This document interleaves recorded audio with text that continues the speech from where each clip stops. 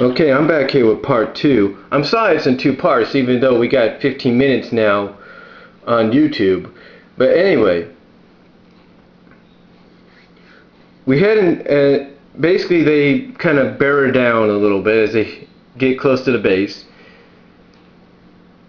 And Sonic notices that it looks like some nasty weather is coming up from the south. Now Irma kind of stunges him a little bit by saying, if you're here to help, please focus.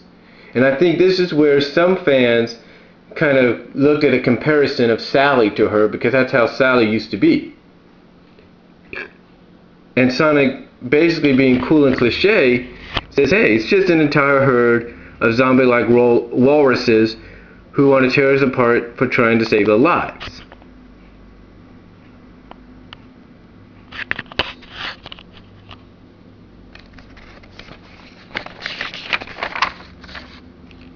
And of course we see and he says in this little blue cap here, no biggie, as we hit to the next page and we see Rotor.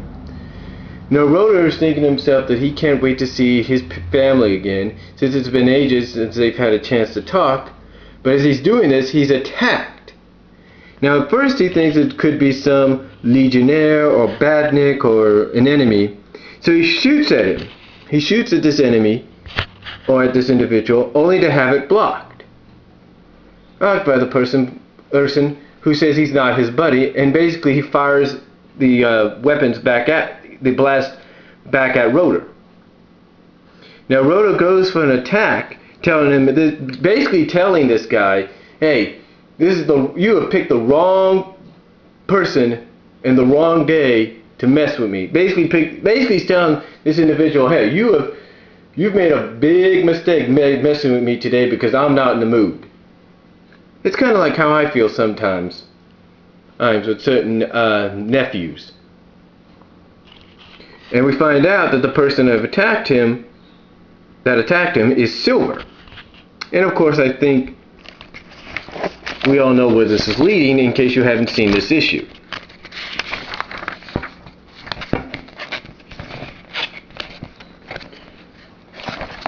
I'm sorry about this. This is a little weird. Here we go. Now, Silver basically is able to shut down or cause the nanites to go offline, because his psychokinesis, as he puts it, can dominate machinery. Now he goes on to tell Rotor, hey, you don't know me, but I know who you are. But basically he tells Rotor that he knows he's not the real Boom. Basically he accuses Rotor of saying, you're not the real Boomer Walrus. And he kind of looks at the name, he kind of questions the name Boomer.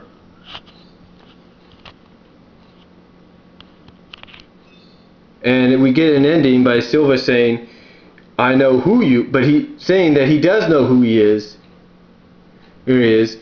Basically Silver is saying, I know you're not the real Boomerolorus, because in actuality you're really a traitor to the freedom fighters. Now how does this come into play?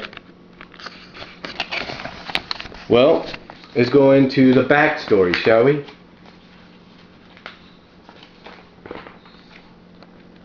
Here we go. Basically, we finally get a glimpse of Silver's future, his home, his time period, if you will. And we see Angel Island in the ground, now known as Onyx Island, and the year is 3437 PXE. Basically 200 years from the Mobius time period that we currently read, and all that. But basically we find Silver in a library doing some research, and he says he's got to thank Edmund for letting him do his research there, because it just proves to him who the traitor is. And what that means is he basically is reading this book, and he finds an old picture, a childlike picture of the freedom fighters, basically stating that the first freedom fighters were Sonic, Sally, Antoine, and Boomer. And he says that whoever this basically he tells himself whoever this Rhoda guy is, somehow this Rhoda guy must have taken Boomer's place and gone undetected. Basically saying that whoever this Rotor is took the real Boomer's place. Now he flies off to say he can't wait, he wants to show the master what he's found, and then but then he stops and says, wait a minute, I don't have to see the guy. I know I have it right this time. I know I got it right. Basically he tells himself, just as he tells himself, okay, I'm going to go tell the master what I found. But then he stops and says, wait a minute. Why do I have to tell the master? I am certain I know who this guy is. I am certain to a T that this Rotor guy is the traitor. I'm certain of it.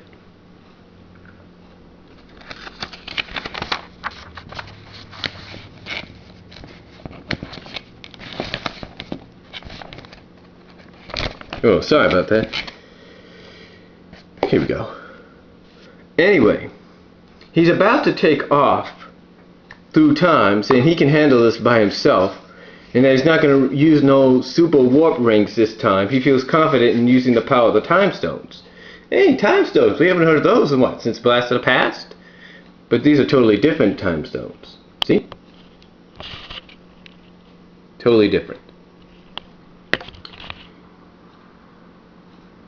Now he's about to take off to the past, if you will, and destroy the traitor, because it has to be done. But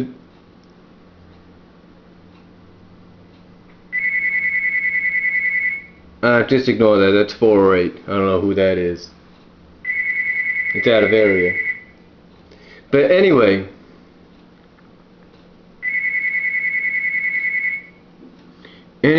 he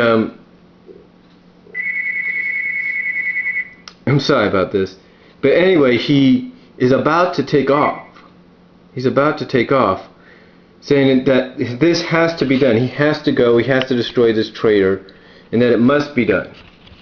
But as he's about to go, he starts to kind of contemplate if he could really go that far. He starts to contemplate, should he really go that far? And destroy somebody for committing a crime they have yet to commit. In other words, he's having second thoughts as to, should I do this? Should I go back and destroy someone for something they haven't done yet? Or should I? And he kind of thinks to himself, well, maybe I could just talk to him, convince him not to. But as he says that, he's looking around the world of the Mobius of his time, if you will, and says no. Basically looking at the destruction of his world, he's like, no, I can't do that. So anyway, he says he can't do it because the traitor did this to the future, did it to his past, and that he's going to go back and save both their times and both their worlds. And he basically throws the book aside and takes off for the past as he's leaving I guess you could say a destroyed statue of Lala Sue. And this kind of tells me right here that Lala Sue was kind of like the main hero or heroine and leader of Mobius back in the day. And that's about it for 215. Oh, we do get an introduction by Mike about the new editor as well, so that's pretty cool.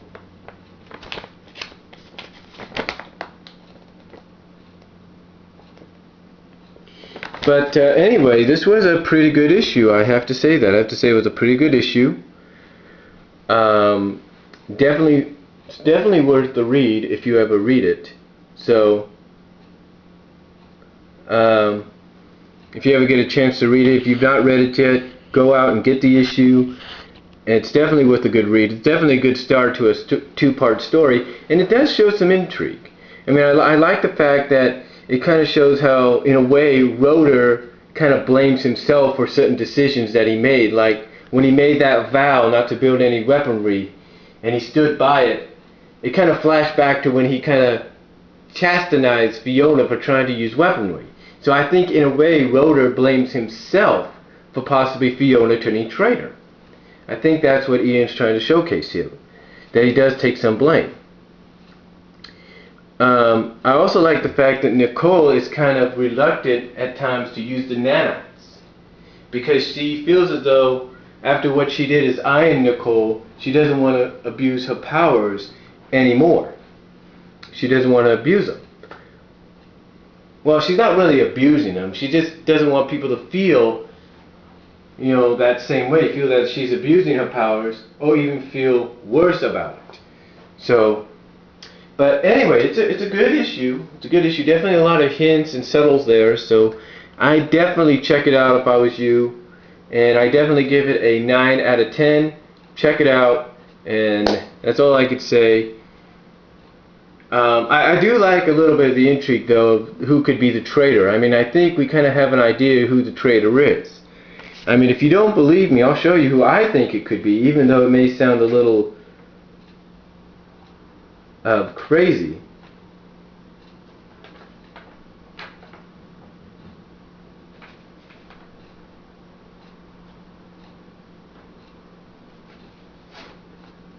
Even though it may sound a little crazy. But I'll show you who I think it is. Okay? I'll show you who I think it is. The traitor, I believe, is right here. This guy. Hamlin. That's right. This guy, I believe, is the traitor. Because look at his reactions. Look at his reactions, okay? I mean, take a look at him. I mean, come on. That doesn't tell you traitor. I don't know what does.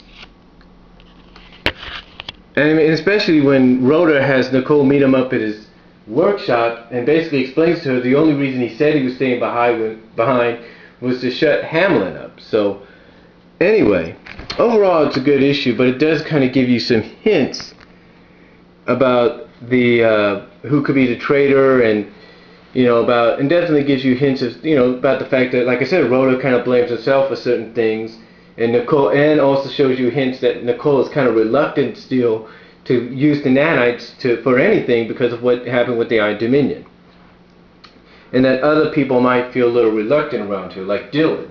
I mean, if you read the first 5 preview pages, you'll see that. In fact, right here, Dylan is kind of, I don't know if you can see that, but it's kind of a little afraid right now, if you will. And you can take a look at the top pages. So, and I think that all stems, like Nicole says, from the whole Iron Dominion deal. But overall, it's a good issue. Definitely check it out. And I will talk to you all next time. Peace.